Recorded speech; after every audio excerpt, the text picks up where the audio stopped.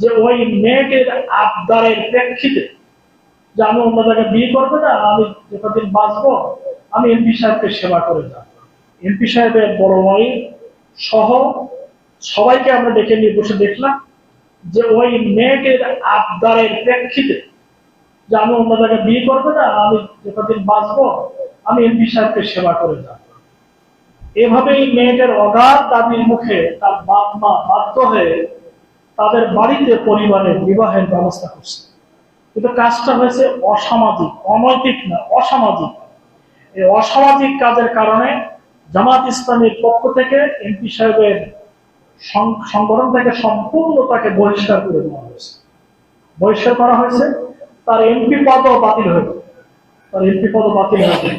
অর্থাৎ জামাত ইসলামী নৈতিক ব্যাপারে এবং যেটা হওয়া উচিত সেই ব্যাপারে যদি কেউ স্লিপ করে তাহলে সেই ব্যাপারে কাউকে ক্ষমা করে না।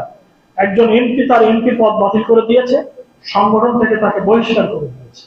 অতএব এটা আমাদের আজকে আমরা শ্যামনগরে জনগণকে জানিয়ে দিয়েছি, তিনি যে পর্যায়ে ভুল করছেন এই পর্যায়ের ব্যক্তি এই ভুল করা সম্ভব নয়।